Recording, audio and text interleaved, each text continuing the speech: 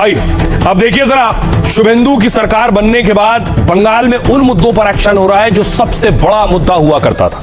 ये तस्वीर देख रहे हैं, ये हाकिमपुर की तस्वीर, हाकिमपुर बॉर्डर, बांग्लादेश बंगाल बॉर्डर। बांग्लादेशी घुसपैठियों पर शिकंजा हो रहा है, सबने अपना अपना झोला उठाया, बैग उठाया, सब बॉर्डर पर पहुंच गए हैं। उन्हें पता है कि कार्रवाई शुरू हो गई है, अब किसी भी कीमत पर वापस जाना है और कैसे भी जाना है।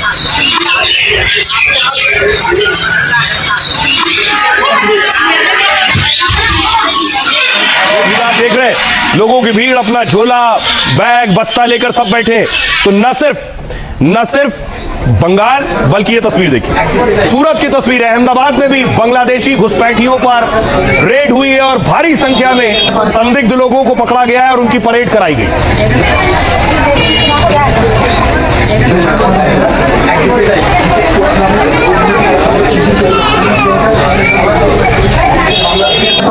अब देखिए सूरत देख लिया, अब बंगाल की एक और तस्वीर देखिए, नॉर्थ 24 परगना, बांग्लादेशी घुसपैठिए सब अपना झोला बस्ता लेकर देखिए बस की तरफ जा रहे हैं, वापस जाना है कैसे भी करके, किसी तरह बॉर्डर के जरिए घुस आए हैं। अब डरिए पुलिस ना पकड़ ले, डिटेन ना हो जाए और उसके बाद शुभेंदु ने जो हर जिले में होल्डिंग सेंटर बनाए हैं उसमें ना रखा जाए और फिर वापस ना भेजा जाए, इसलिए खुद ही वापस चलो।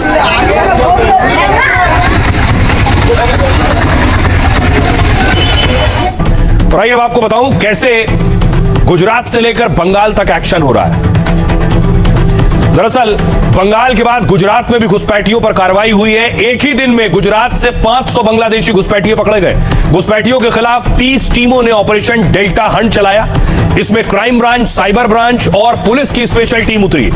6200 संदिग्धों की जानकारी जमा की और उसकी धरपकड़ शुरू हुई। गुजरात में जो 500 बांग्लादेशी पकड़े गए हैं उनसे चौंकाने वाला खुलासा हुआ। ये घुसपैठिए भारत में सिर्फ मजदूरी करने नहीं बल्कि बसने के इरादे से आए थे। अहमदाबाद में पुलिस को इनके पास से असली दिखने वाले फर्जी आधार कार्ड मिले। पूछताछ में पता यह चला कि एक सिंडिकेट 8 से 10 हजार रुपए लेता है और इन्हें बॉर्डर पार करा देता है। इसके बाद बंगाल के रास्ते इन्हें गुजरात और केरल जैसे राज्यों में भेज दिया जाता है। गुजरात के मोरबी में घड़ी और टाइल्स फैक्ट्रियों में ये काम खोजते हैं। अहमदाबाद, राजकोट में कबाड़ और दुकानों में सस्ती दिहाड़ी पर काम करने लगते हैं और फिर धीरे धीरे गुजरात और दूसरे राज्यों में अवैध कब्जा कर रहने लगते हैं। गुजरात सरकार भी अब शुभेंदु सरकार की तरह घुसपैठियों पर हंटर चला रही है। तो घुसपैठियों में खौफ का माहौल है और वो खुद देश छोड़ना चाहते हैं। अब इस पर सियासत भी हो रही है, विरोधी सवाल भी उठा रहे हैं। सुनिए जरा अबू आजमी क्या कह रहे हैं। बांग्लादेशी देश में है तो आए कैसे? कांग्रेस का राज है, समाजवादी का राज है, किसका राज है? राज तो चल रहा है बीजेपी का। और बॉर्डर की रखवाली, सिक्योरिटी किसके जिम्मे है? आप ही के जिम्मे है। आए कैसे यहां पर? ये सब जानबूझ करके माइनॉरिटी को बार बार टारगेट किया जा रहा है। ऑपरेशन डेल्टा हंट के माध्यम से अवैध तरीके से भारत में निवास करते हुए 362 बांग्लादेशियों को अब तक पकड़ा गया है। आने वाले दिनों में गुजरात के कोने कोने में गुजरात पुलिस घर घर और गांव गांव तक ये तहकीकात चालू रखेगी। एक एक बांग्लादेशियों को पकड़ के उनके देश वापस लौटाने का काम करेगी। और आइए अब आपको बताऊं, आज की एक और बड़ी खबर है खान सर से जुड़ी हुई। खान सर छात्रों के चहेते हैं, लेकिन खबर यह है क्या खान सर की भी गिरफ्तारी हो सकती है, क्योंकि मांग हो रही है। जो लड़के प्रोटेस्ट कर रहे हैं उन्हें देखिए, ये दूसरे वाले शिक्षक हैं, दूसरे वाले कोचिंग सेंटर के मालिक, उनके छात्र हैं ये जो खान सर के खिलाफ प्रदर्शन कर रहे थे।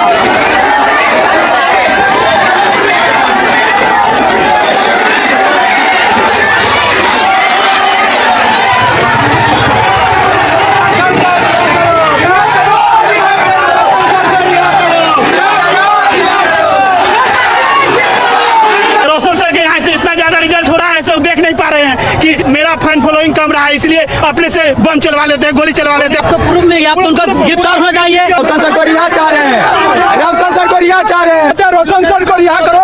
जो गोली चला है उसमें सबूत भी मिल गया है। जैसे संदेह के आधार पर रोशन सर को गिरफ्तार किया गया, वैसे खान को भी गिरफ्तार किया गया।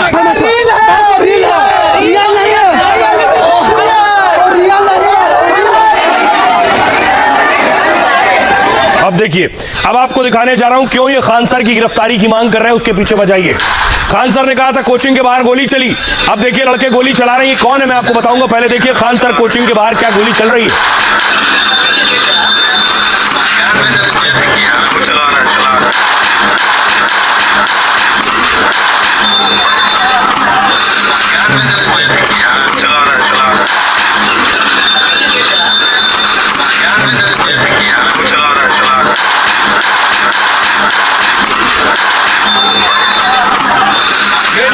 देख रहे हैं ऐसा आरोप लगाया जा रहा है विरोधी कोचिंग सेंटर की तरफ से कि ये खान सर के बॉडीगार्ड हैं और खान सर के बॉडीगार्ड ही कोचिंग सेंटर के बाहर गोली चला रहे थे।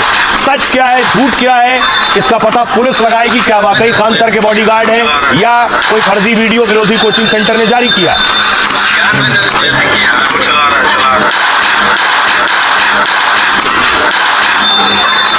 अब इन तस्वीरों के सामने आने के बाद देखिए पुलिस पहुंची खान सर की कोचिंग। ये देख रहे हैं भारी संख्या में पुलिस बल पहुंचा है खान सर की कोचिंग सेंटर।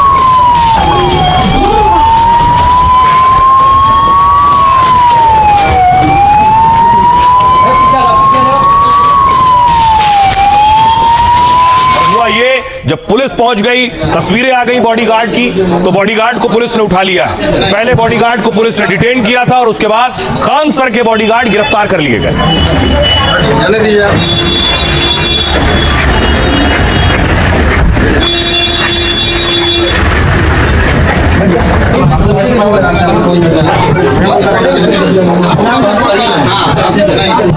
अब आइए आपको बताऊं, सवाल यह है कि क्या खान सर के बॉडीगार्ड्स ने गोली चलाई या पूरी कहानी क्या है आपको बताता हूं। देखिए जरा, पटना में खान सर फायरिंग केस में नया मोड़ तब आया जब विरोधी कोचिंग सेंटर की ओर से वीडियो जारी हुआ जिसमें दावा किया गया कि फायरिंग खान सर के बॉडीगार्ड ने की थी।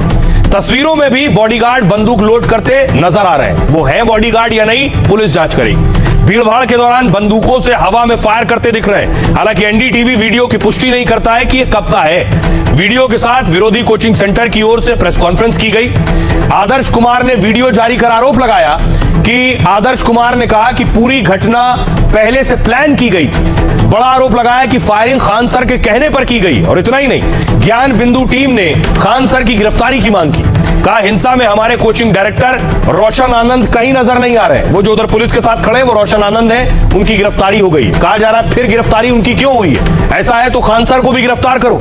हालांकि खान सर ने पहले 8 से 10 राउंड गोली चलने का दावा किया, लेकिन बाद में वो पलट गए और फायरिंग पर गोलमोल जवाब देने लगे। कहा माहौल इतना तनावपूर्ण था कि मुझे कुछ समझ नहीं आया। खान सर की ओर से दायर एफआईआर में भी गोलीबारी का जिक्र नहीं है।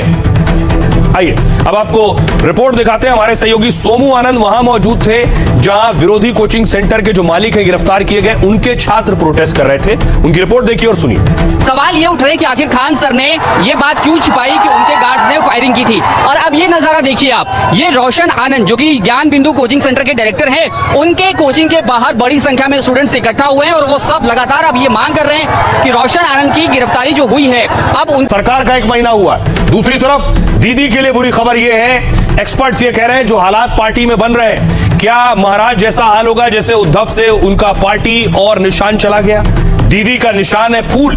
पार्टी टीएमसी, तृणमूल कांग्रेस, क्या विधायक सांसद सब चले गए तो पार्टी को भी नुकसान हो सकता है। आइए आपको बताऊं, क्या दीदी से पार्टी छिन जाएगी, दीदी से निशान भी छिन जाएगा, क्या ऐसा हो सकता है। देखिए ये दूसरा गुट, क्योंकि इधर से निशान जाएगा फूल का तो इधर आएगा। ममता के सामने अब पार्टी का नाम और चुनाव चिन्ह बचाने की चुनौती है, क्योंकि बागी दल चुनाव आयोग के सामने पार्टी और सिंबल का दावा कर सकता है। हालांकि चुनाव आयोग कई स्तर की जांच और सीट के आधार पर फैसला करता है। अगर बागी गुट ये साबित कर देता है कि पार्टी मूल सिद्धांत से भटक गई है और रजिस्ट्रेशन के समय जिस मकसद से बनी थी उससे दूर हो गई है, तो पहले बनी पार्टी यानी ममता के से नाम और चुनाव चिन्ह छिन सकता है। चुनाव आयोग लोकसभा और विधानसभा में गुट की ताकत को परखता है, जिसके पास ज्यादा वोट परसेंट और सीट होती है उसका दावा ज्यादा मजबूत हो जाता है। चुनाव आयोग लोकल स्तर पर भी दोनों गुटों की ताकत और उसकी पहुंच देख सकता है। क्या इसलिए ममता ने बंगाल में क्या किया, टीएमसी की कमेटियां सब भंग कर दी पहले ही और खुद को मजबूत दिखाने के लिए इंडिया ब्लॉक की दिल्ली में बैठक बुलाई। कई बार विवाद की हालत में आयोग पार्टी का नाम और सिंबल दोनों फ्रीज कर सकती है। ऐसी हालत में दोनों गुट को नया नाम और नया चुनाव चिन्ह मिल सकता है। इसमें असली नुकसान पार्टी खड़ी करने वाली यानी ममता बनर्जी को हो सकता है। अब मैं आपको बताऊं बड़ी चीज क्या है कि ममता बनर्जी और टीएमसी ये कह रही है कि इस सब के पीछे बीजेपी का हाथ है, लेकिन देखिए एक महीने में कैसे ममता के लिए पूरी दुनिया बदल गई। आपके सामने ये रिपोर्ट कार्ड सिर्फ एक महीने का देखिए जरा हकीकत क्या है। 1 महीने में ममता को झटके पर झटका। अगर आपको याद हो 3 मई की तारीख, 3 मई का कैलेंडर देखिए। 3 मई को ममता बनर्जी के पास कितने एमएलए थे? 215 एमएलए, 215 विधायक। 1 महीने बाद 4 मई को ममता बनर्जी के पास कितने विधायक बचे? 80 विधायक, 80 एमएलए बचे एक महीने बाद। और अब मैं आपको तो एक दिन बाद आप देख रहे हैं, 3 मई से 4 मई, एक दिन बाद 215 से 80 एमएलए हो गए। अब एक महीना बाद देखिए जरा, 4 जून को देखिए 20 एमएलए बचे हैं। सिर्फ एक महीने में कैसे सब कुछ 180 डिग्री घूम गया है, यह है हकीकत। टीएमसी इसके लिए बीजेपी पर इल्जाम लगा रही है, लेकिन बड़ी बात यह है कि नेता जिस पार्टी के हैं उनके लिए क्या वफादारी है, यह जिम्मेदारी टीएमसी और ममता बनर्जी की है। सुनिए जरा सियासतदान क्या कह रहे हैं। जो विधायक हैं उन्होंने साफ साफ कहा कि हम अभिषेक बनर्जी को नहीं मानते। क्यों नहीं मानते?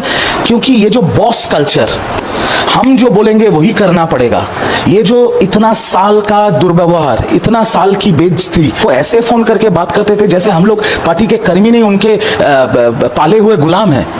तो ये जो गुस्सा सबके अंदर था, अब जैसे भय आउट हो गया है, सत्ता परिवर्तन हुआ है, अब आपके सामने है पूरा चीज। वो लोग बोल रहा है ममता दीदी को वो रिस्पेक्ट करता है, लेकिन ममता दीदी को रिस्पेक्ट करता है और शोभनदेव चट्टोपाध्याय को वो नहीं मान रहा है, वो कैसा हो सकता है? कहाँ शोभनदेव चैटर्जी 10 टाइम्स एमएलए, तृणमूल कांग्रेस का फर्स्ट एमएलए, और कहाँ ये पीलो पिक्चर वाला वो, तो ये क्या कंपेयर कोई हो सकता है? तृणमूल कांग्रेस का हाल यही होना था, सबको जानकारी मालूम होता, हम लोग को तो था ही जानकारी मालूम, जो हम लोग बहुत दिन से हम लोग राजनीति से जुड़े हुए हम लोग जानते थे यही हाल।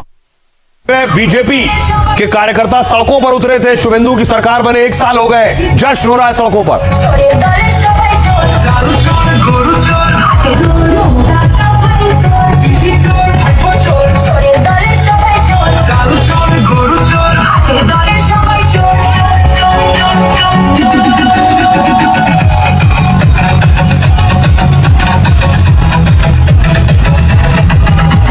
सड़कों पर 1 महीने होने पर जश्न